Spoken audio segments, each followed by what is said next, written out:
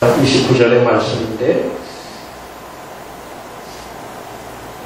우리가 하나님의 말씀보다 당신들의 말을 듣는 것이 하나님 보시기에 옳은 일이겠는지 한번 판단해 보시오.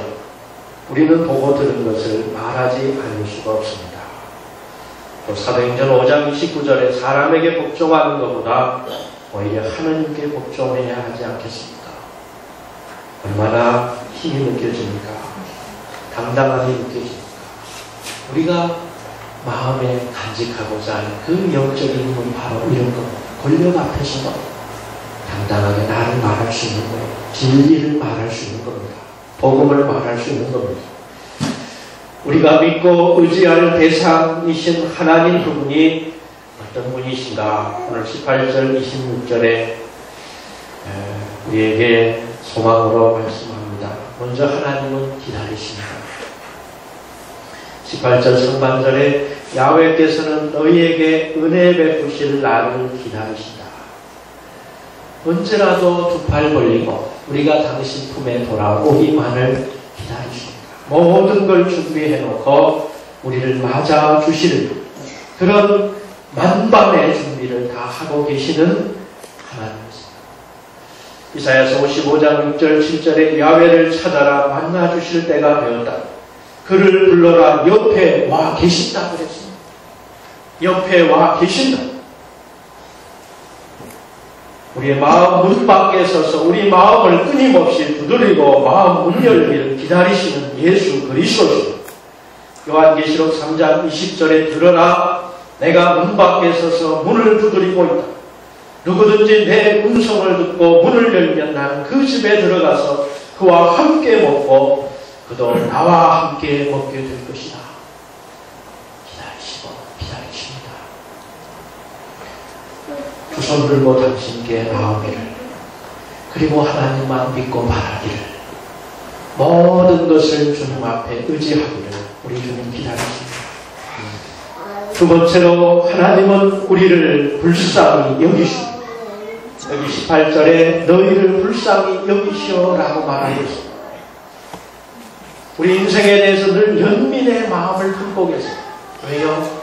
우리를 너무 잘 아시기 때문에. 나를 홀로 두면 넘어지고 실족할 수밖에 없는 연약한 약한 존재인 나를 주님께서 아시기 때문에. 시편 103편 14절에 우리의 됨됨이, 내가 어떻게 만들어졌는지 나의 체질을 알고 계신다 그랬어요. 나의 체질을 아세요. 내가 얼마나 약한 존재인지. 또 시편 139편에 야훼여 당신께서는 나를 환히 아십니다. 내가 앉아도 아시고 서 있어도 아십니다. 멀리 있어도 당신은 내 생각을 꿰뚫어 보시고 걸어갈 때나 누웠을 때나 환히 아시고 내 모든 행실을 당신은 매양 아십니다. 입을 벌리기도 전에 무슨 소리 할지 야훼께서는 아십니다. 하나님이 나를 아신다는 게 얼마나 위로가 되고 소망이 되는지 모릅니다. 세상은 우리를 아는 것으로 우리를 이용합니다. 그래서 나의 신상에 관한 정보, 내 자신이 세상에 적나라하게 알려지는 게 두렵습니다. 그렇지만 하나님은 세상과 다르습니다. 우리를 아시기 때문에 전적으로 내 편이 되서 그리고 나의 필요를 채워주실 수가 있습니다. 적극적으로 손을 내밀어서 나를 도우시는 것입니다. 여기 도우러 일어나신다 그랬어요. 나를 도우러 하나님께서 일어나십니다. 또한 우리의 기도를 기뻐 들으시고 응답하신다. 19절의 말씀입니다. 너희가 소리내어 부르짖으면 주께서 너희를 가엾게 보시어 듣자마자 곧 이루어 주시리라. 여기 하나님은 우리 길을 인도하십니다. 주께서는 우리의 길을 인도하신 길잡이고 스승이고 목자이십니다. 이스라엘 백성에게 그리하신 것처럼 오늘 우리에게도 그리하십니다. 길잡이 가이드가 되셔서 가야 할 길을 밝히 보여주세요. 출애굽기 13장 21절 22절입니다. 야훼께서는 그들이 주야로 행군할 수 있도록 낮에는 구름 기둥으로 앞서 가시고 길을 인도하시고 밤에는 불기둥으로 앞길을 비추어 주셨다. 이렇게 낮에는 구름기둥, 밤에는 불기둥이 백성 앞에서 떠나지 않았다. 농민으로 살 때, 유목민으로 살 때, 그때 이 말씀이 얼마나 고마운 말씀인지를 깨달았다. 그런데 지금은 우리는 주야가 없습니다. 농민이 대학교 때서 일할 때 구름 한 점 두려워서 그늘이 생길 때 그 그늘의 고마움을 알아요. 그곳에서 하나님의 따스한 그런 위로를 경험합니다. 캄캄한 밤길에 어디에 가로등 하나 보이지 않고 등불 하나 보이지 않는데 길을 가야 하는 그런 막막한 처지, 그때 하나님께서 불기둥으로 길을 비추어 주실 때 그 불의 고마움을 합니다. 하나님의 고마움을 합니다. 여기 스승이 되셔서 올바른 길을 일깨워 주시리라. 30절 21절 그는 너희의 스승이 되어서 다시는 너희를 외면하지 아니하시니 너희가 그를 스승으로서 눈앞에 항상 모시게 되리라. 오른편으로나 왼편으로나 빗나가려 하면 그가 뒤에서 너희 위에 속삭여 주시리라. 이것이 너희가 가야 할 길이다. 이 길을 따라가라. 스승이 되셔서 우리의 양심을 일깨워 주십니다. 양심을 넣고 하세요. 그래서 내가 이 길을 가야 할까 저 길을 가야 할까, 이 길이 아닌데 그러면서도 가고 있는 나를, 그 양심을 붙들어서 바른 길로 세워주시는 하나님이십니다. 여기 목자가 되셔서 모든 위험으로부터 우리를 안전하게 이끌어 주십니다. 시편 13편에 그 이름 목자이시니 인도하시는 길 언제나 걷는 길입니다. 나 비록 음산한 죽음의 골짜기를 지날지라도 내 곁에 주님 계시오니 무서울 것 없어라. 막대기와 지팡이로 인도하시니 걱정할 것 없어라. 마지막으로 우리 하나님은 우리 인생을 풍요롭게 하십니다. 비를 내리시어서 내가 뿌린 씨를 자라게 하시고 밭에서 영불고 곡식을 거두게 하시리라 약속하고 있습니다. 작은 텃밭이지만 비가 얼마나 고마운지, 또 하나님께서 이렇게 때를 따라서 자라게 하시고 또 열매를 맺게 하시는 것, 오늘 우리 여러분에게 나누고자 어제 상추며 각종 쌈치들을 다 주방에 끓였습니다. 원 없이 가져가시죠. 이놈들이 자라는 거 보면 참 신기해요.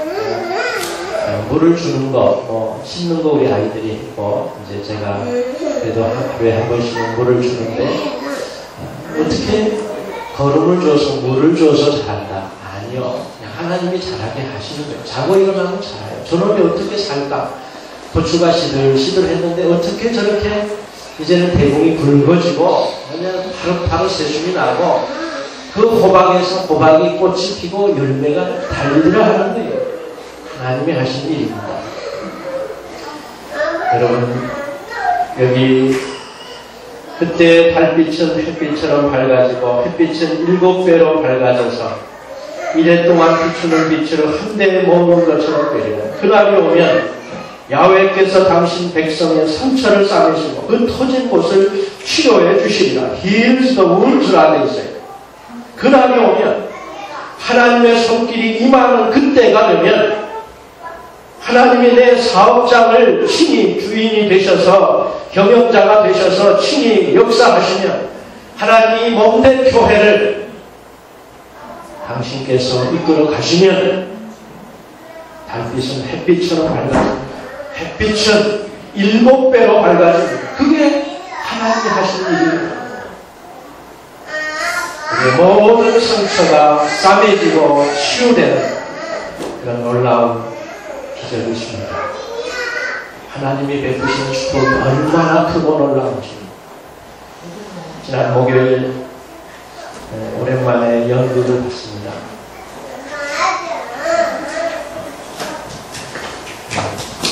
연극 보라고 티켓 주신 권사님 감사합니다. 근데 그 좋은 자리에 6장이 있었는데 석장이 겼어요. 그래서 그냥 빈자리로 옆에서 이렇게 보는데 조금 아쉽더라고요. 이 자리에 감옥의 권사님이 함께 했으면 좋았을 텐데 너무 연극이 감동이었거든요. 제가 또 이렇게 좀 철이 없어가지고 이 석장을 다른 사람한테 주자 이제 그런 저기까지 승용 형제한테 얘기하니까 목사님은 큰일 납니다. 문화의 소치입니다. 아니 돈 내고 가야죠. 근데 우리야 초대장을 받아서 감사하지만 그러면 안 된다고 해서 비워뒀는데 그 연극 이제 오늘 끝이 나서 원래도 볼 수가 없어요. 네, 그 광주 민주항쟁 그 역사의 아픈 주제 무겁죠. 무거운 주제일 것 같은데 그런데 그렇진 않아요. 1시간 40분 그 쉬는 시간도 없습니다. 그냥 계속해서 웃고 울다가 그런 깊은 감동으로 그 연극이 냈습니다. 네, 그 가운데 제 가슴에 새겨진 한 말이 있어요. 그 항쟁의 소용돌이 속에서 이제 도청에 그 주인공 민호와 기준이가 들어가죠. 기준이는 민호를 형처럼 자기 누나의 또 매형이 될 사람이니까 형처럼 그렇게 따랐어요. 근데 거기서 기준이는 용감하게 싸우다가 죽습니다. 근데 이 민호는 나름대로 우리가 살아야 되지 않겠느냐 이렇게 사람들을 설득도 하지만 결국은 이제 비겁하게 손을 들고 그리고 온갖 고문을 받으면서 그나마 목숨을 부지해요. 그런데 그 고문의 충격이 컸어요. 정신적인 큰 상처를 입고 그때부터 이제 방황을 합니다. 자기 곁에 사랑하는 사람이 있는데도 방황을 하고 또 노숙자 신세로 방황하고 세상을 원망하면서 그렇게 방황하면서 살아요. 어찌할 바를 모르고 그렇게 방황할 때 그에게 한 스님이 찾아오죠. 길을 가다가 스님이 찾아와서 그에게 던지는 화두가 있습니다. 그래서 그 화두를 듣고 그때 민호가 이제 수도자의 길을 가요. 자기 자신에게로 다시 돌아옵니다. 그 화두가 뭐냐면 그 추상 같은 화두가 이렇습니다. 넘어진 그 자리에서 일어나라. 땅에 넘어졌으니 땅을 딛고 일어서라 하는 그 화두입니다. 오늘 15절 말씀이고 우리가 어떤 어려움에 처해 있거나 고난을 겪을 때 마음을 돌려서 진정하는 것이 구원받는 길이다. 고요히 믿고 의지하는 것이 힘을 얻는 길이다. 여러분 이 말씀을 마음 깊이 새기고 한 주간 살아가면서 하나님의 큰 위로, 용기, 희망을 가득하시기를 주님의 이름으로 축원합니다. 네. 오늘 나에게 주신 말씀 내 마음에 품고 주님 앞에 기도로 나아가시겠습니다. 함께 기도